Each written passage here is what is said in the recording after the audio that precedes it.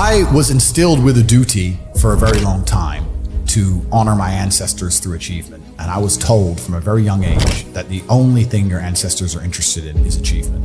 Even to this day, when I do podcasts, people repeatedly talk about my father. If I wasn't successful, he wouldn't be spoken about anymore. He died 9 years ago, and he was a good chess player, but no one's really that interested in chess. The reason he lives on is because I'm so monumentally successful that people are interested in my origin story, and he is mentioned. The reason I will live forever is because my son will be so monumentally successful that they'll talk about how he could have been such a perfect specimen of man, how he was raised, and they will mention me. If you give a shit about your ancestry, and if you give a fuck about your family, you're not a selfish person, and you want them to exist out in the ether for reality, for the eternity of reality, it is your duty to be successful yourself. Then you have a duty to be massively, monumentally successful, to show homage to your ancestors. I find it amazing there are people out here today who are going to sit and say, oh, I'm sad, I'm too depressed, I don't want to work hard.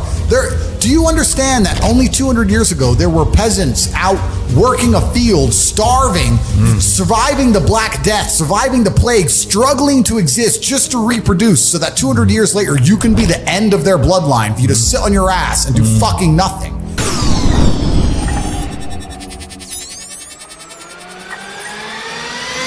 Do you believe in clinical depression? Let's have that conversation. Sure, let's have it. Yeah, no, I do not believe in clinical depression, and you're never going to, I'd love for you to try and convince me it's real. It'll be quite interesting. Do you think it's an invention of the US pharmaceutical industry to sell you pills? Well, I think that's certainly part of it. I think that's part of it. But I've had this conversation with a bunch of people, and my basic premise is that I refuse to believe in things that take power away from me. If you are in a haunted house and you believe in ghosts, you're scared of the haunted house. If you're in a haunted house and you don't believe in ghosts, you're just in a house and you don't care. So I don't like the idea, when someone explains to me the idea of one day waking up and being miserable and not wanting to live anymore, and it's nothing to do with my circumstances and I have no power over it, and no matter how good my life is, I'm still gonna feel terrible and I'm gonna wanna die. That's not an idea I subscribe to. Feeling depressed is real. Yeah. Depression as a disease, I do not subscribe to. The idea, I believe, that if you feel depressed, something is depressing you, and you should try your best to fix it. You should take control of your life and do your best to fix it. The idea, but they don't say that. They don't talk that. They say depression like it's this magic thing that comes out the sky and it gets in your brain, you're sad no matter what, and there's nothing you can do about it, and you need to only take pills. And I think that's a very bad way to look at the world, and that's a bad idea to subscribe to. And if you start to feel depressed, let's say your girl leaves you and you start to feel depressed, but you believe in the idea of depression, you're now going to start diagnosing yourself as clinically depressed, self-hypnosing yourself into hypnotizing yourself into being clinically depressed. And it's amazing how you can speak things into existence. I cannot become depressed because I don't believe in it. Even if I had a chemical imbalance in my brain, I do not believe in depression. That's just who I am as a person. I don't believe in it. I do not believe in things that take power away from me. So, and people sit there and they try very hard to convince me it's real, which is actually quite interesting because it's always usually depressed people who sit there and try very hard to defend this idea.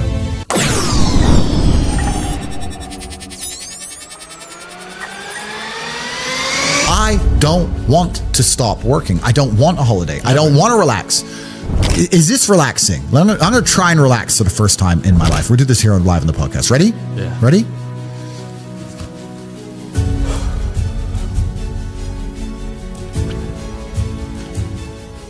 Am I supposed to want to do that? what was that? What was it? Like, what, is that it? Is that the dream? Doing nothing. Is that the goal? Like, and if I'm not on my phone, my brain is preoccupied and anxious about what's happening on my phone, so it's better to just be on it. Like, I don't want to relax. I don't want to stop. Ain't no rest for the wicked. No, I don't want to stop. That's why nobody will ever beat me, because all these other people, they want to take time out of their life. They're working to relax. They're working to relax, or they want to go on a date with that. I'm at the point now where I'd look at a beautiful woman and go, I can go on a date with her and she's absolutely gorgeous and perhaps we'll fall in love and it'll be great. But you know what? I'd rather work.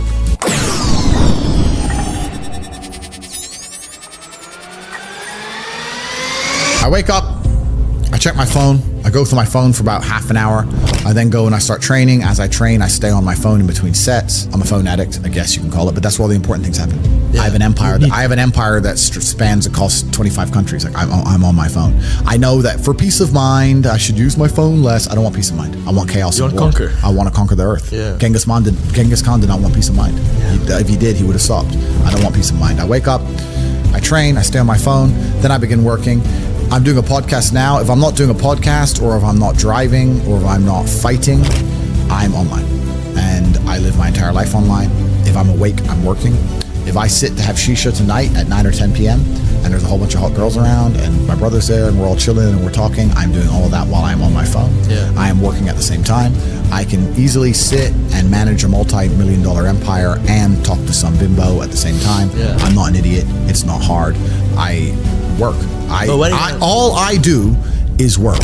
All I do is work. I don't know how else to say it to you. People meet me and they're like, I'm surprised. I thought you'd be like this. I'm surprised how like quiet you are and you're just working. Correct. I have a very, very large and vast empire across huge swaths of the world and different industries. And anything I've ever wanted, if I want a beautiful female or a Bugatti, another one, or $100 million or whatever, I'm going to get it via my phone. Yeah. So I work. That's who I am. That's what I do.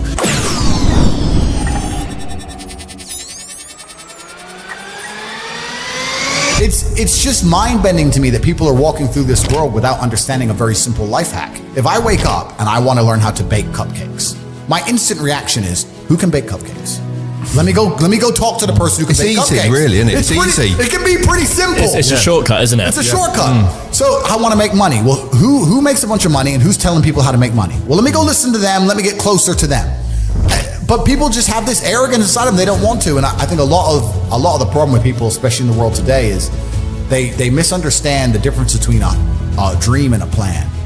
And nothing good in your life is ever going to happen by accident. If you see a guy in fantastic shape, you don't say, how'd you get in great shape? And he goes, it just happened. Oops, I just fell. No, he ate a specific way. He trained a specific time. He did specific things for a specific outcome. And it's the same with finances. And most people who are broke, if you say, do you want to be rich? Yeah, I want to be rich. How are you going to get rich? One day, I'll win the lottery. Yeah, dumb shit. You have no plan. You have no plan whatsoever. No actionable steps. No, you're not doing things daily. You're just hoping some point in the future God's going to just dump it on your doorstep. Guess what? It ain't going to fucking happen. And unless you have a plan, a specific plan. I had a plan. Everything was like, okay, today we have to do day after day after day until you get there. And this is what most people don't have because they're too arrogant or too lazy. I don't think it's stupid. I think most people, if you laid out a plan and they tried their very best and they were willing to learn, could do it.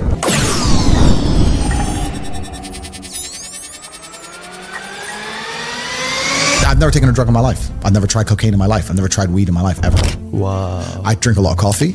I smoke cigars, bit of vodka, but I've never tried a narcotic in my life. Wow. So God has given me an endless source of power. And when people come to me and say, oh, this happened, I'm really sad, or my heart broke, or this bad thing happened to me, I say, good. Thank the Lord that he's given you this endless source of motivation. You're wasting it. Yeah. That's your problem. But it's been given to you. Nitrous oxide has been given to you. You just have to use it in the correct way. So I'm the luckiest man in the world because all the bad things that happened to me have given me all the building blocks to become the most fantastic man on the face of the planet. Well, shisha's tobacco. Yeah. Cigars are tobacco. Right. It's a plant. We basically kind of know what it is. Yeah. I don't smoke weed at all, but I kind of get it. It's a plant, whatever, right? The reason I don't touch any narcotics at all is because, firstly, I was a professional athlete and my blood was tested. Okay. I'm now 35 years old without ever having tried a drug ever. Is there any point in starting now? No. I've lived my whole life without ever trying these things. Why start now? Also, when I look at some of the most degenerate, stupid, ridiculous people on the planet, they're all drug users. They all use drugs. It's not very often I meet a man who's completely head to toe, has his life in order, and he likes drugs. A lot of rich people take cocaine, yes, and I do know them and some of them, but I still think they'd be better without cocaine. You know, that's just genuinely a vice. But if you go to a festival full of brokies, full of peasants and peons, full of people who don't try very hard at life, and they sit there and they idolize these false idols given to them by the Matrix, and they stand in a crowd full of millions of other people like an insignificant peasant and jump up and down, wow, Diplo, wow, whoever. Yeah, just complete peasant mindset. If you look at these people and say, do you like drugs? Guess what they say? I love it. Oh, yeah. So I don't want to go anywhere near the peasantry, right? Yeah. So, because that's what it is. It's disgusting and it's peasantry. So that's why I don't take drugs. And the reason I don't like vape is because I don't think that vape is even remotely natural. Because a tobacco is a plant, okay, cool. But if you manage to put chemicals inside of a little container that tastes like blueberry ice, what even is blueberry ice? Yeah. It's not even a flavor. It's just words. Yeah. And then you taste it and you go, that does taste like blueberry ice. Yeah. How did they pull that off? Yeah. I can't believe it's possibly good for me. add in the price that it cost, add in the fact that it costs $1 Yeah. and comes deep from the heart of China. Like, you're like, you think they give a shit about the West just puffing away on this petrochemical? They don't care. They're happy. Yeah, so if you're going to smoke, at least smoke something, it was grown. Yeah, the problem. Well, the reason I smoke is not because I'm addicted, because I have an iron mind and I can blink and cure my brain and stop smoking completely. In fact, there's certain places I go to in the world where I don't smoke for months at a time. I'm not addicted to anything. The reason I smoke is because nicotine is good for your testosterone level. Okay. That's the reason I smoke. I smoke because I like the drug of nicotine, because nicotine is actually positive. The reason I drink coffee is not because I'm addicted, because caffeine is a miracle drug. Yeah. Caffeine It's good for your heart. Caffeine's a miracle. Yeah. I drink endless coffee, and of course the Matrix will come along and say too much coffee is bad for you, too much meat's bad for you. They say anything to make you weak and stupid. Caffeine, people don't understand that coffee changed the world. Before coffee and caffeine, we were we were living our lives in rhythm with the sun. We got up when the sun came up, we went down when the sun came down. couldn't go against that. We didn't go against it very much. With the Industrial Revolution and caffeine, the introduction of caffeine, we now had night shifts, we now had double shifts. Think about this. If a job introduces a coffee break, if a company says, stop working and drink this coffee, that's because the coffee you have is worth the time they let you not work, because you make up for it, plus some. That's how powerful it is.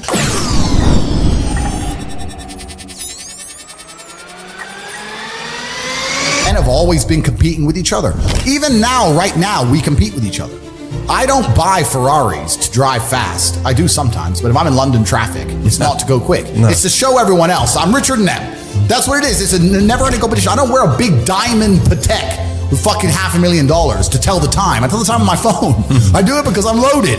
And this is actually what's interesting about the world, because the world's changed. Men used to go to war and fight each other in physical combat, and now we don't, because we're more civilized in some regards.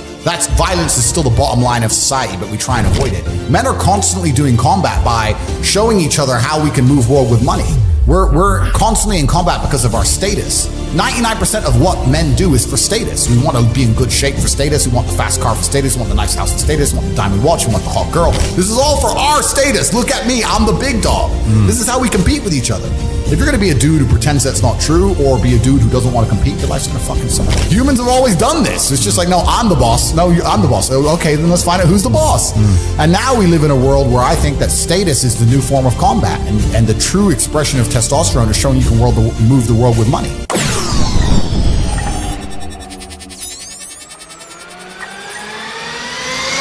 I knew a guy who wanted to be a musician, and I'd meet him and I'd say, how are things going? He'd go, bro, nearly finished my song, gonna finish my album, and we're gonna make a lot of money. I was like, cool. 6 months later, I'd see him, how's things? Hey bro, almost done with the album. I was like, it's been 6 months, an album. Yeah, but you don't understand, you gotta mix the track, it takes time.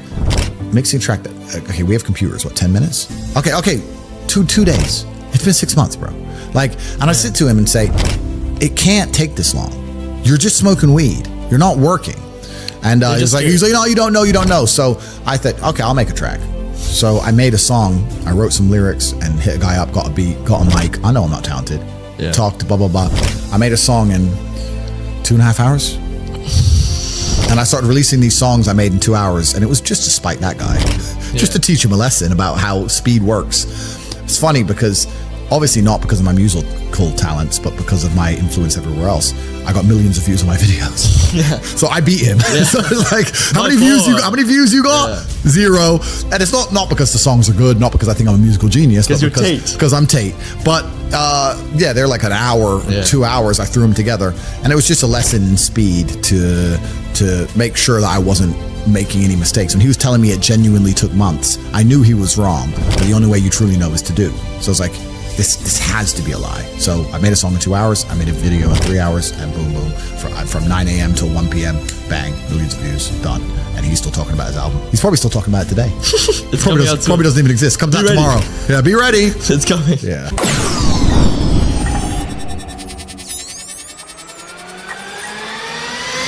Anybody can be as rich as they want to be. That's the true thing about it. Then we talk about the 3 things that hold people back. I believe there's only 3 reasons people are not rich. One of 3 reasons. They're either stupid, arrogant, or lazy. Stupid is actually the smallest category. People think, there's a lot of stupid people. There are, but I know a lot of stupid people with a lot of money, right? There's so much money in the world. To be too stupid to generate money, I think is less than 5% of the population who are genuinely too dumb to ever make a good wage. Then you have arrogant and lazy, and these are the two most common. Lazy because people just, oh, you know, but I need time to myself. Oh, you know, but it's the evening. Or, you know, it's hyper competitive. There are people who do not need times to themselves. If you're going to be lazy in any regard, you have to understand there are people like me who are billionaires who work 18 hours a day. When I finish this, I get into my car and I open my laptop and I work on my way to my next appointment. And then I'm going to work all night till the day I go. When I go to sleep, I close my laptop and I'm asleep a minute later. I work. That's all I do. Lazy is a big problem because people go, oh, but I just want to relax. If you just want to relax, that's fine. But you're competing against people who just don't want to relax and you're going to lose. Main reason people are not rich is because they are arrogant. 50% of people are brutally arrogant. And I'll give you an example. I have a school where I teach people how to make money online. I sit here as a billionaire and I sit and say, I will teach you how to make money online. Anybody, 18 modern wealth creation method. And people will sit there in their brutal arrogance and as a brokey with no money and go, yeah, but can he really teach me? I have everything you've ever fucking dreamed of. I have all the money. You have nothing, and you're so arrogant that you believe you know more than me, or that you can do it without me, or that I don't know how to teach you. The arrogance of people is truly mind-bending. If you know so much, why are you broke? You obviously don't know. If I want to learn how to box, I wouldn't walk into a boxing gym, find a guy who can box, and go, yeah, you know, not bad, but can he really punch? Everything great that's happened to me in my life, someone taught me. I had a kickboxing coach. My dad was my chess coach. You get taught things. To sit there and think you're too good to learn. Well, this is the problem. Most people are broke.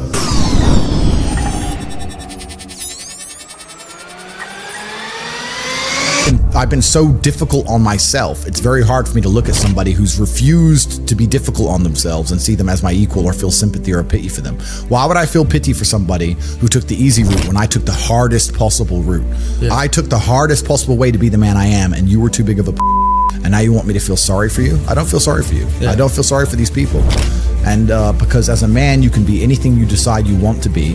That's the beauty of being a male. You can build your character completely from the ground up, just like a video game. Every single thing about me that people respect, I built. I was not born a world champion kickboxer. I was not born this intelligent or intellectual. I was not born this rich. I was not born this strong. I was not born this confident. I was not born this interesting. I was not born this charismatic and humble and gorgeous and tall and strong and sexy. I was not born none of these things. I became these things myself. So I deserve all the spoils of war. And anybody who decides they don't want to work hard enough to become those things, then they deserve to sit and accept they're my inferior. Yeah. That's their problem. I couldn't sleep when I was broke. And this is where we're talking about the uncomfortable of being uncomfortable and how it can motivate you. When I didn't have enough money to buy whatever I wanted, I couldn't fall asleep at night because I understood there are people out there that did, and I didn't see them as better than me. And I thought, why are these people who I don't see as my superior living an experience that I can't live? And it bothered me to the point where I could not sleep. So yeah, that was real. When you talk about suffering mentally, I don't really consider that suffering. I have had a very painful life. I still think to a degree I do, but that's self-inflicted. But I can't imagine living any other way. I can't imagine living in this idea, this utopian, every day, just, you know, girls, drink, hedonism. I don't want that. Yeah, it's degenerate. I think the only thing you can do that's not degenerate is usually be fighting a battle or solving a problem. Good. Yeah, growth. Yeah, so you need to either fight a battle or solve a problem to avoid degeneracy, which means I'm constantly looking for them. I'm currently one of the largest battles a man can possibly take on. I'm taking on the Matrix, the most powerful people on the planet. Right, yeah. So, yeah, is my life difficult? Yeah. Am I complaining about that? No. In fact, I'd hate it for it to be any other way.